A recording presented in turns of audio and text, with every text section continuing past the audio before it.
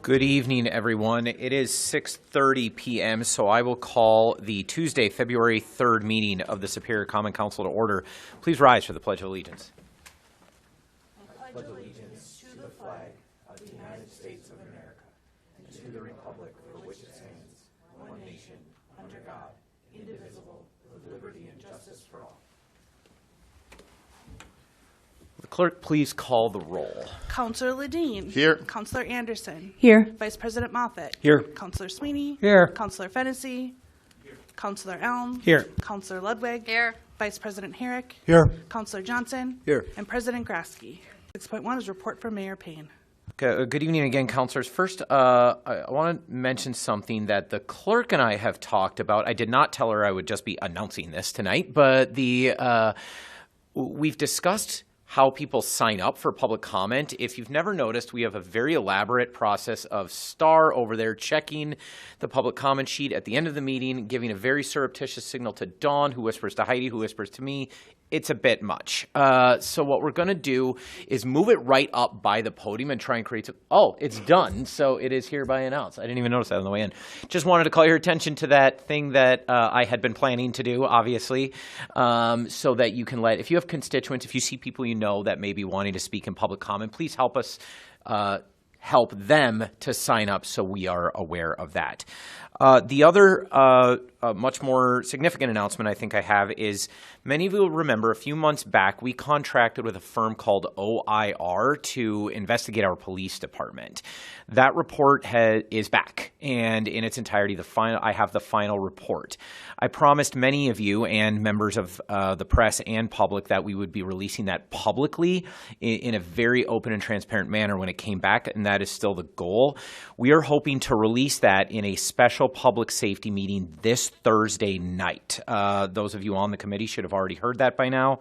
Right now we are in. I am working with the legal and HR departments on review and potential review of the report to see what, if anything, must be redacted or withheld. The goal, of course, is to release absolutely as much as we can without, of course, violating the law or people's rights or compromising the work of our police department. So, for example, an example of something we would withhold or redact would be investigative methods. We're not going to tell drug dealers how we catch drug dealers. There might be some other examples, like if folks testified willingly, voluntarily for this report, and we think releasing that testimony will create a chilling effect, will stop people from testifying for similar reports in the future. That might be something that gets withheld. What I can tell you, though, is from what we've seen so far, even if something is withheld, it's described in general terms in the report itself, and the reports will absolutely be released no later than this Thursday. We're trying to get it out, especially to counselors, so that you can ask intelligent questions at that committee. The reason I'm working with the chair to figure out exactly how that will happen, because I know a lot of people will have questions, including the press, and we're trying to release that in a professional environment, namely the committee, because so that you can ask. You know this department probably better than almost anybody in the public. We want you to ask informed questions. We want you to have a broad sense of the context that this report exists in. And then, of course, once you are satisfied and we can close that meeting, we'll turn it over to the press. I don't think I'm going to do that sooner than that, though. So if you have questions in advance, I'm happy to try and answer those privately. I'll answer what I can tonight. If you have questions, please don't ask me what's in the report. We are still reviewing that. But that is the plan. I bring that up here because, of course, all counselors are welcome. The decision for how that meeting will work falls to the chair and the members of that committee. However, I've been encouraging the chair to allow counselors to participate in the full discussion with some regulation, giving some deference to the actual committee members. But we will be hopefully answering everybody's questions in depth. Could be a late night, so be prepared for that. Have dinner before you come. This will take place, I think we scheduled it for 7 or immediately after the conclusion of the Public Works meeting that night. Can I answer any questions right now? Councilor Gress. This is just more for, public. In most of our committees and commissions, we do record those meetings for later to be uploaded to our agenda center. Is this treated the same way? Yes, and I assume broadcast live. Great, thank you. Any other questions? Councilor Sweeney. I assume from what you say, but I thought I'd ask, this is not in closed session, correct? This will be an open session. Thank the you. full public is welcome, and I would expect something of an audience. Obviously, many members of our police department have been waiting to hear this report. Again, I'm not going to comment right now on the content of the report, but nobody should be nervous. It was a professional report, and I don't think there's going to be too much shocking in there unless you really have not been paying attention to this process. Any other questions I can answer? That is my report. Item 7.1 is the business of the Human Resources Committee with the meeting held on January 28th. I believe the report is coming from Vice Chair Moffett. Yes, thank you. We had a pretty full agenda for our meeting. Police union negotiations are ongoing, and we had a bunch of new business. We have job descriptions and putting them in the new revised format. Staff's been great about bringing those forward to us in the new format, and then we're approving those as they come up. So those were all passed without any substantial change to the job descriptions, but just reformatted to fit our new procedures. We also had the updated job description for the chief building inspector and updated job description for the public works director. The committee did decide to hold those for our next meeting. We felt that they were pretty substantial positions for the city. We wanted a chance to have our full committee there to provide input on those two important positions. So those two were held until the next meeting. And that's it. Unless there are questions for the chair, I'll move on to the Public Works Committee. That is item 7.2, the business of the Public Works Committee with a special meeting held on January 20th. Is there a report from the chair? Thank you, Madam Clerk. Yeah. From the January 20th special meeting of the Public Works Committee, two issues being brought to council here tonight. First being a resolution for the expansion of bus service. This came about from as a result of City Council allocating increased funding through the priority-based budgets that would result in expanded and improved transit within the City of Superior. We have worked with and developed plans with the DTA to expand bus service into Billings Park and South Superior, as well as increase service frequency on those routes. The resolution you guys see before you tonight will notify the Duluth Transit Authority Board that the City of Superior supports this expansion when they vote to approve those new routes. And along with that, it's dedication from this Common Council that we will keep this expanded service operating and going. The second that you see before you is an agreement that came about with BNSF Railway, in which the railroad would cover half of the local match for a grant for the planning of a viaduct over the 28th Street BNSF rail yard. And the rest of that would be the city's responsibility for the match needed in the 2027 budget. And that was the special meeting. Any questions? If not, I will make the motion to approve both of those.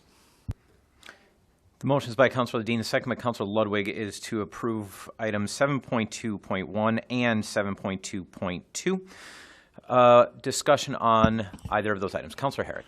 Yeah, I see Chris Bell from the DTA is here. Can he come up and explain the routes a little bit to the citizens? Is there objection to that?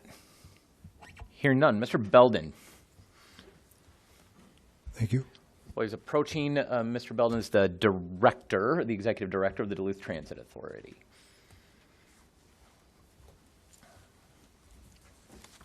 Good evening. I should have brought maps that would help illustrate this better, but for those of you familiar with some of the past routing as it was in South Superior and Billings Park, it will pretty much be exactly that, but tied into different route alignments. So when we made some route changes a couple of years ago, Route 110 is the Duluth to Superior route that goes through the north end and then down Tower Avenue, and right now terminates at Aldi. That would be extended to its previous terminus in South Superior. We have a little piece of land there where we turn our buses around and everything. So it's all ready to go. We just got to put the bus stop signs back in the ground and get enough drivers to do it.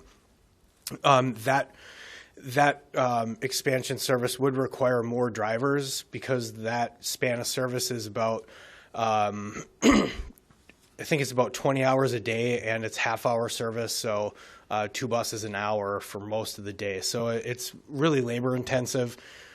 We hope to be able to launch that service maybe around August, but all dependent on getting a labor force big enough to execute that one. The other route would be a brand new route. We're calling it the 211 right now, and that would follow similar routing to what was in Billings Park before. We just reestablished the bus stops, and then the other half of that route would overlap with a portion of the existing Route 111, which goes out to East End. So that route would terminate at the East End Super 1 dual loop there, and that's where a lot of our densest ridership is. So that stretch along to East End Super 1 along Belknap to downtown, that would have essentially half-hour frequency instead of hourly now, so 2 buses an hour instead of 1. And that's really going to help out the schools on Catlin and the East End Business District. So if you can kind of draw that map in your mind. Otherwise, it's all over online. Most of you, I'm sure, have seen it, but really exciting and covers a lot of the areas that were reduced a few years ago. Questions for Mr. Belden before I release him? Thank you, sir. Thank you all. Oh, I'm sorry. Councilor Sweeney. When you were working on this and figuring, is there any, did you come up with any volumes, whatever your term is for passenger ride per mile or whatever you judge that? That's a great question. I think because of the low density of housing in the neighborhood of Billings Park, that ridership probably will never be very high, but there still is a need there.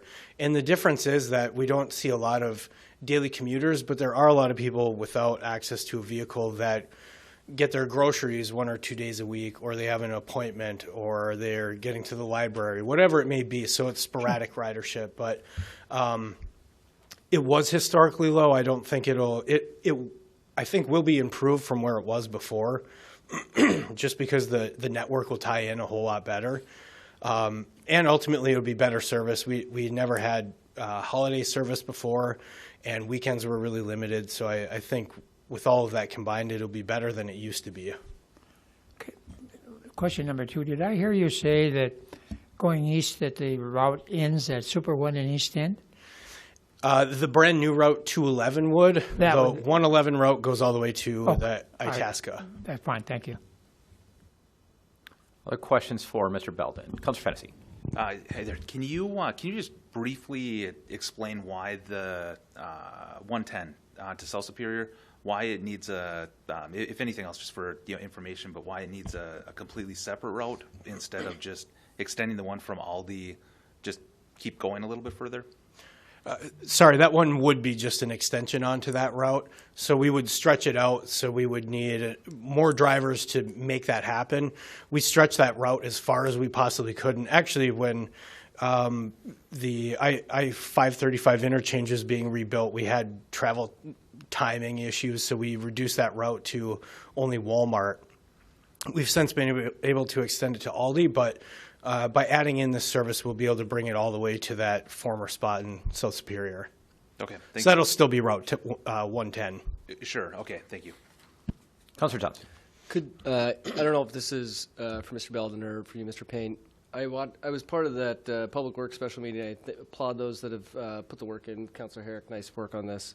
I see that it's an additional $20,000. That's above the $250 that we've currently budgeted. Is that correct? No, number? that's in addition to the general fund allocation, which is, I think, $1.271 million. Okay. And then can I ask about getting maybe the cart in front of the horse here, but the 2027 budget for that, do we expect that what's the increase that we expect to see from 26 to 27? That is a great question. Have it upstairs. I'm going to guess it's about $100,000 to $150,000. At some point, it gets to about that number, whether it's in 27 or later. Yeah, I think you're pretty close. That was in that budget sheet that I had. But this year would be partial because the Billings Park Starting route we're later. hoping to launch as early as March 1st. Okay. And then the other service would start depending on when we get the drivers. So there might be some savings where we would be under budget, but that would be for a partial year expanded service.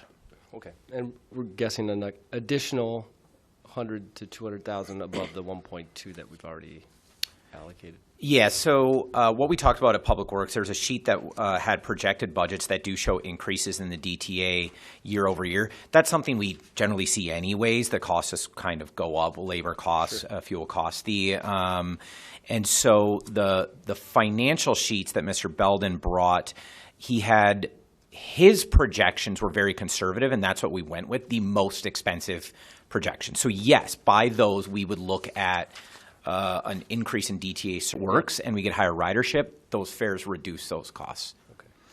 I did find the number. It's projected to be about 90,000. 90,000. Okay. Can you, the mayor's last point I think is an important one, and especially piggybacking off of what you had said about the Billings Park neighborhood specifically, because that was one of the higher per ridership routes prior to the Be Better Bus Blueprint. I was just going to say BBB, but I went for it there. Can you talk a little bit about how the subsidized cost for that limited ridership will kind of has a financial burden on the city, or what additional ridership might reduce that financial burden to the city and the taxpayers? Right. So back when the Better Bus Blueprint was under development, looking at it, the Billings Park route as it was in that formation had the highest subsidy per trip, and that lands on the city. So any fare revenues you generate offsets that bill.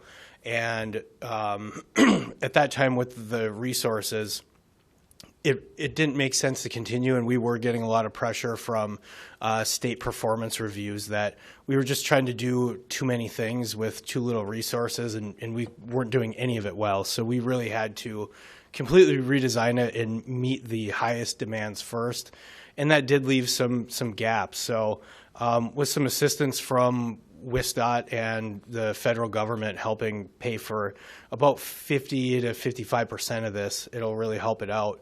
And really on the other half of that new 211 route where it doubles up in the densest areas out to the east end, I think that area will perform very well.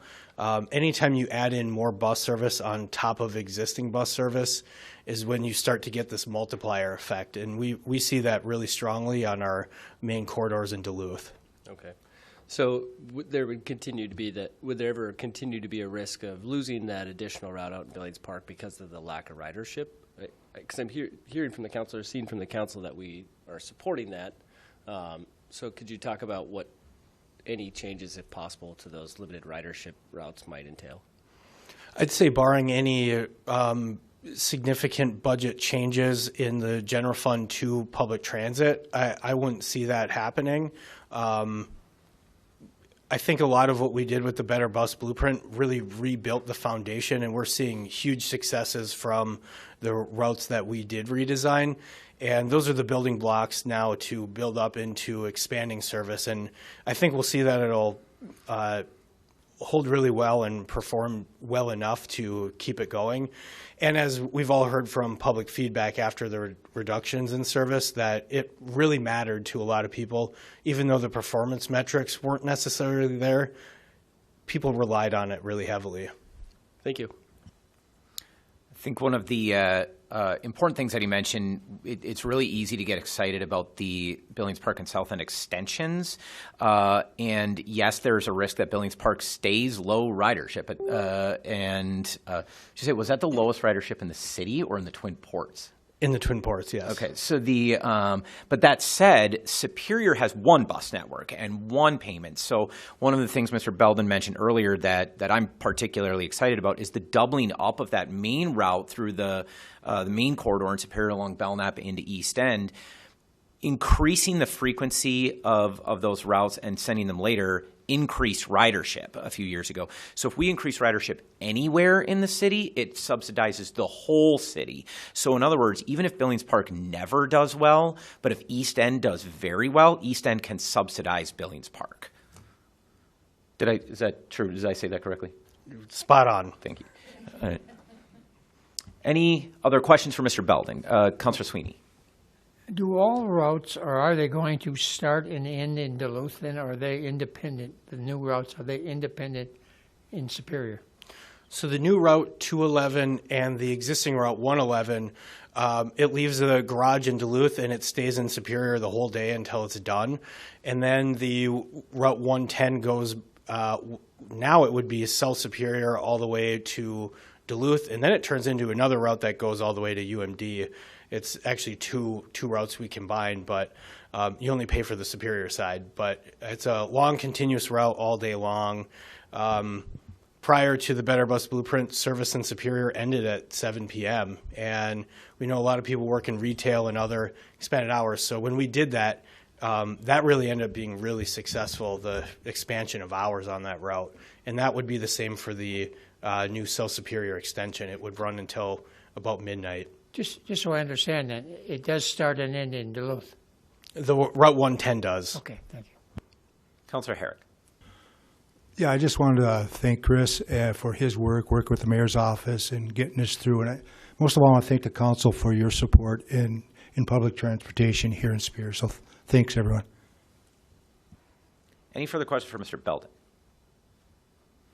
Thank you, sir. Thank you all. And thank you, Councilor Herrick and Councilor Ledeen, for your partnership and the continued conversations on this. The question is on the adoption of the resolution and the agreement with BNSF Railway.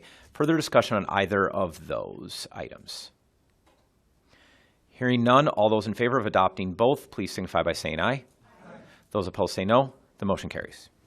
Last week, we focused on three major areas of the future of our landfill, the UWS Montreal Pier, research lease, and youth programming. We also approved the 2026 landfill budget. So first, let's talk about solid waste. The consultants that we hired was NewGen. They walked us through the financial reality of the Moccasin Mike landfill, which is nearing capacity. For years, the landfill revenue has quietly subsidized our garbage and recycling rates, which is why Superior's rates are among the lowest in the region. Once the landfill closes, that subsidy does go away. And the most cost-effective path right now, according to them, is hauling the waste to the WLSD transfer station. It's estimated around $88 to $92 per ton, compared to $117 to $122 per ton if the city built and operated its own transfer station. Either option would most likely require a noticeable rate adjustment starting in 2027, but it stabilizes the system and reduces financial risk. Closure planning is significant, including millions in the closure funding and roughly $150,000 per year in post-closure care, and that will go on for decades. The committee held the long-term disposal strategy for further discussion, but we did formally approve the 2026 Fund 602 landfill budget, which keeps the rates current throughout 2026 as we prepare for this transition. Second, Montreal Pier. The committee approved an amendment to extend the lease for the UW Lake Superior Research Institute. This facility is the only purpose-built freshwater ballast water testing site in the world. It tested more than 35 treatment technologies, support research vessels, and it trains over 200 students. And it brings national and international research activity to our city in Superior. The amended lease runs through 2030 with an option to extend to 2035. And the rent does increase to $12,000 per year and $13,000 per year if that extension is exercised. This continues to be a globally recognized research partnership and has strong economic and educational benefits to our community. We did have a explanation of our summer playground program. Staff presented an overview of this long-running free program, which serves hundreds of our children in the city across multiple parks. It provides meals, supervision, recreation, and safe spaces for kids during the summer months. The recent staffing adjustments has helped improve operation. The program continues to be an important part of youth safety, health, and community engagement. And that is my report, and I'll let the clerk read the 2 items here for approval. Thanks. That first one is to approve Amendment 1 to the land lease agreement between the City of Superior and the Board of Regents of the University of Wisconsin System, doing business as University of Wisconsin Superior.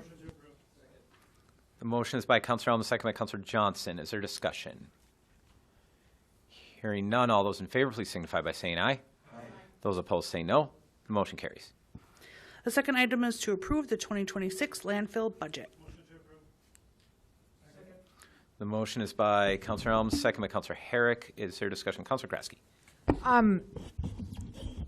You know, I'm going off the report here a little bit, and maybe this is a little premature, and if it's out of order, please tell me. But we're having discussion about transfer station, and we're, just to clarify here, these increases we're looking to in 2027. I'm going to try to direct you so we can get some information here. So if I'm not doing it correctly, and this is not the place to ask, please, you can cut me off.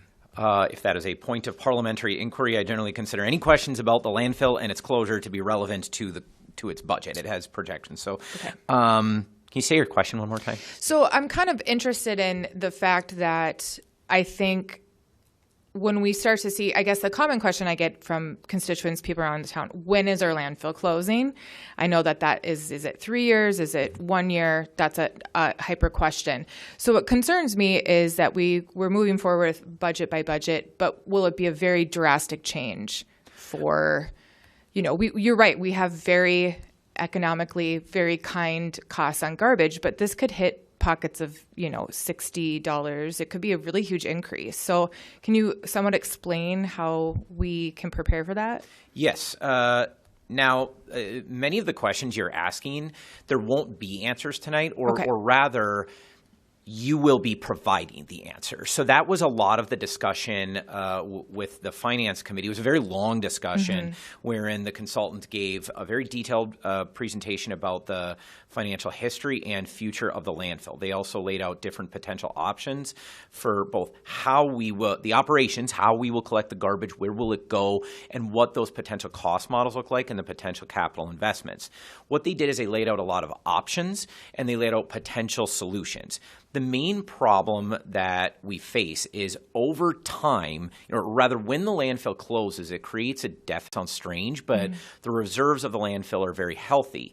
So there are many options for what future rates look like. And it's important to note the Finance Committee did not choose one, and we did not recommend they choose one. This is a conversation that should be ongoing for a while, and we have quite a bit of time to decide how to roll out any future rate increases, including options where they don't necessarily have to be drastic. But there are consequences, of course, to every option. In fact, one of the options in front of the council is kind of a delayed, slow closure, where we say, stop taking loose garbage. We keep it open, which will increase our costs, of course, but allows us time to plan more carefully exactly how the landfill will close, get real numbers to see what the real impacts are in the coming year to 3 years. So what I would say is the very worst case scenario, if the concern is higher landfill fees, the worst case scenario the consultants proposed was a doubling or slightly more than doubling of the fee, so about $16, $17, potentially rising to $18 a month in future years. That definitely solves your deficit problem. It definitely does that. And what they were very quick to point out is it would still keep Superior's garbage rates among the, if not the most affordable in the entire Twin Ports or the upper Midwest. That said, those are not your only options. You can move that out quite a bit more slowly, and that's what took us all night to talk about, how those options could roll out. And how we left it is we're also going to take all spring and summer to talk about it too. Great. So plenty of time.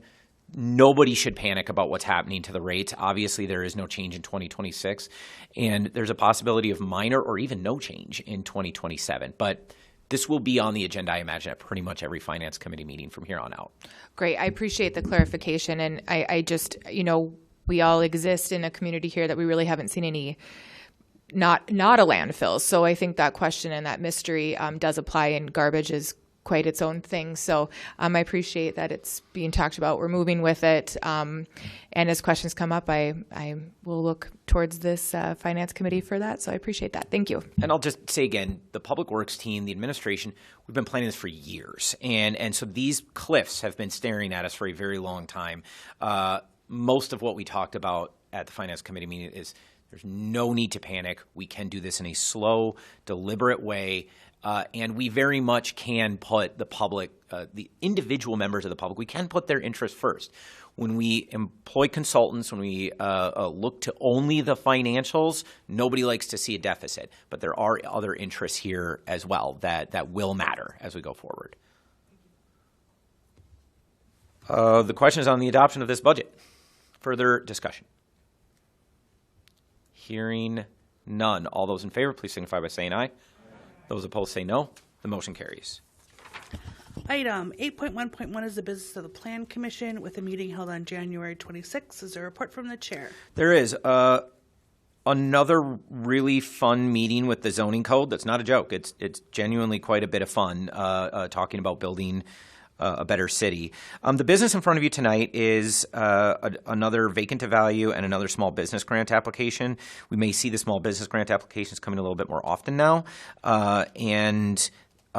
We could be slowing down the vacant to value program. We're going to be discussing that at the next meeting, potential changes there. The market is changing in housing, and so I think our policies and practices should change with it.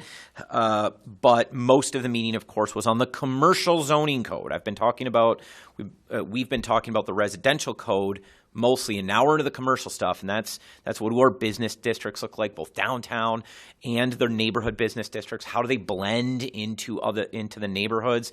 It's really fun. I bet you we didn't get half the work done that we needed to.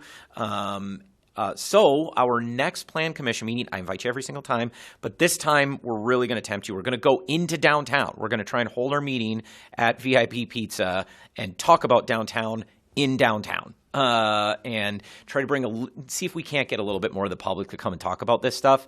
I promise you it is more fun than it sounds. It's a lot of fun talking about how our community can grow. So I, as usual, will invite you all to that. Otherwise, I will, unless there are questions about the zoning code, then I will let the clerk read the recommendations. The first is to approve waiving the land sale procedures for city-owned property located at the 1800 East 5th Street block, and that city staff be allowed to execute the transfer by quitclaim deed immediately to Joel Stone Construction as outlined in the vacant to value new construction program. The motion is by Councillor Fennessy, the second by Councillor Herrick. Is there discussion? Hearing none, all those in favor, please signify by saying aye. Those opposed say no. The motion carries.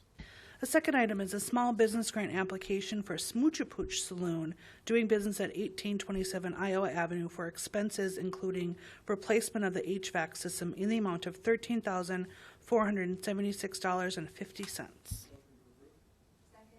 The motion is by Councillor Johnson, the second by Councillor Anderson. Is there discussion? Hearing none, all those in favor, please signify by saying aye.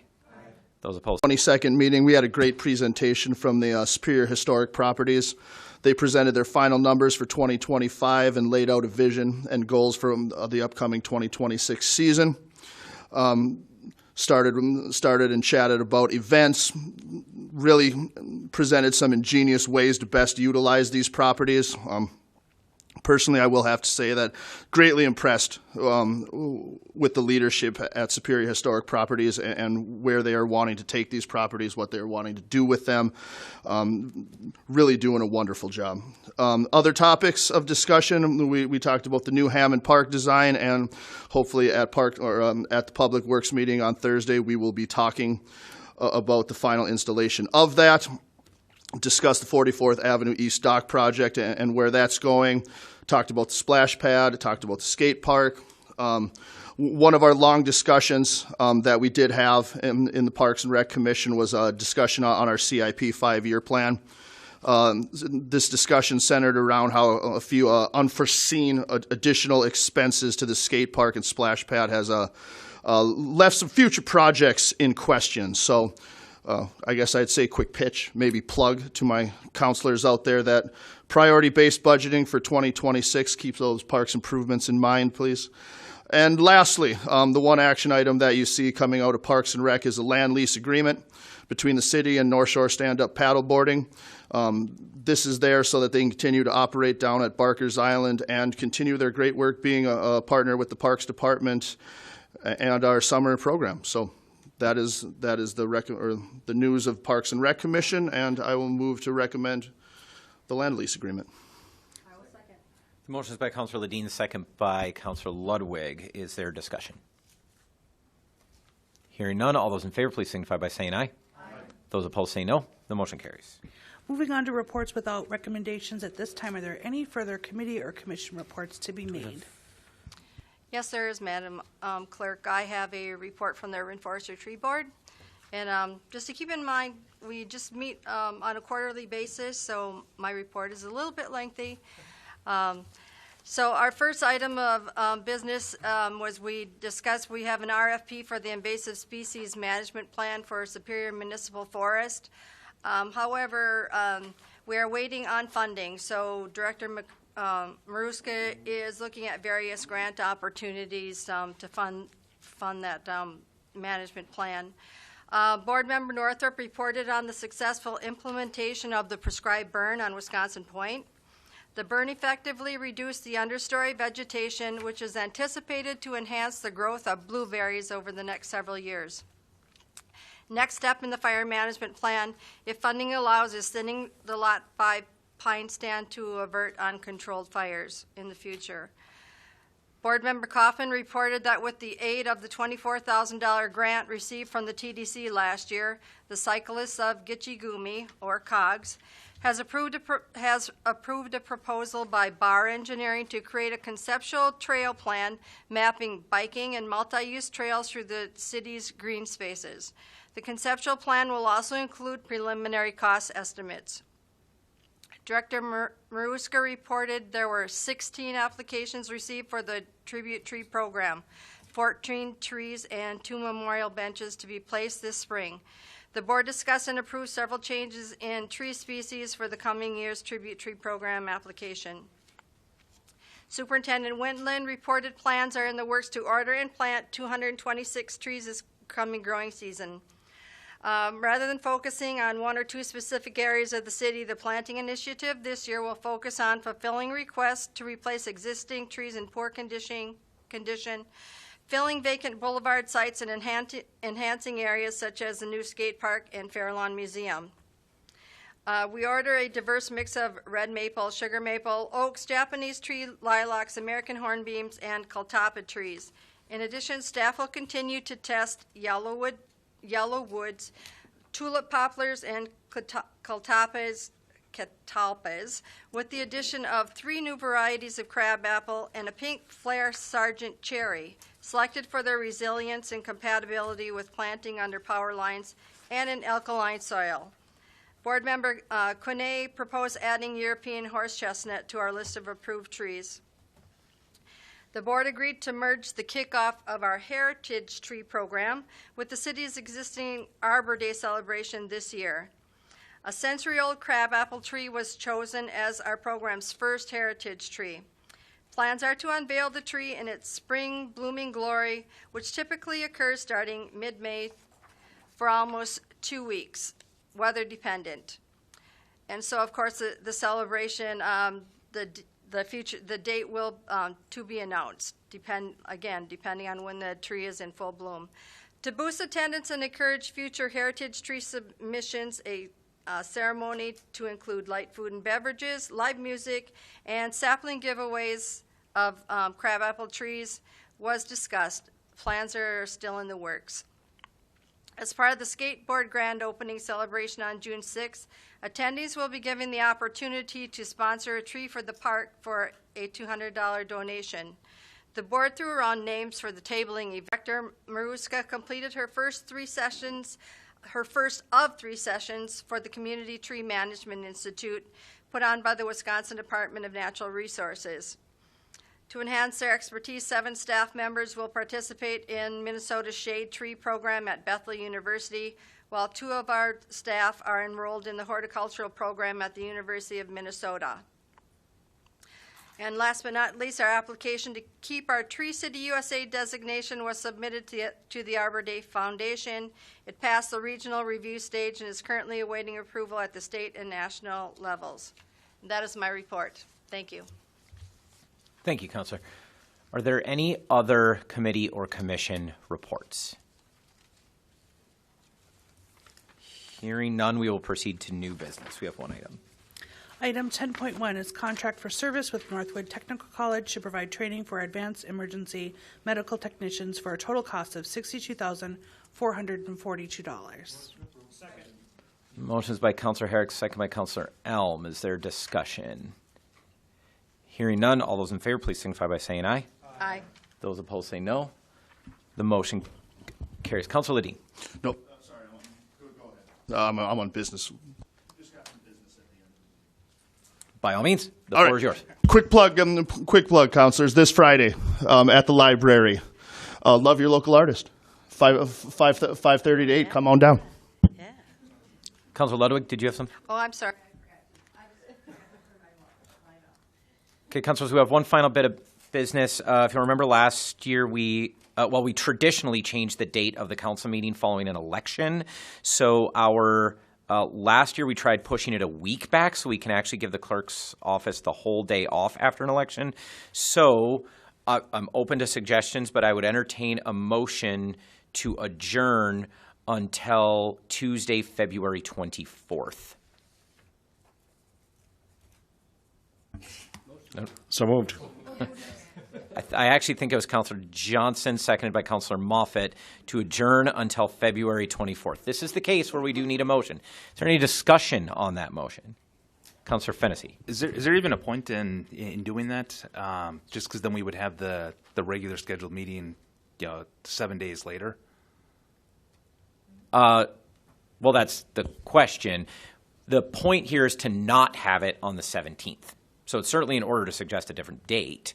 We just don't want to have it on the 17th. No, I guess what I'm saying is we already have the regular scheduled meeting the first Tuesday in March, which is 7 days later. So you're suggesting adjourn until March 3rd? Yeah, only because I don't think there's any standing committees that would be between the 24th and the 7th that would be referring business. Is there a second to the motion to amend to March 3rd? Second. The motion is by Councilor Fennessy, second by Councilor Johnson, to amend the adjournment date to March 3rd. Discussion on the amendment?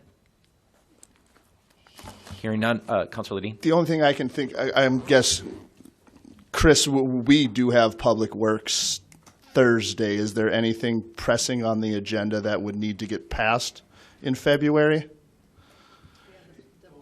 I didn't see anything. I'm sorry. Playground for Hammond Park is going to go through Public Works and come forward to the council, and we're running, Could you turn your light on, Councilor Ludwig? Yeah, I'm sorry. I know that that as far as ordering of the equipment is kind of time dependent, so yeah, I don't know if. Okay, Director Marushka or Director Carlson, do either of you believe that waiting until March 3rd will hold up purchasing or affect that contract negatively?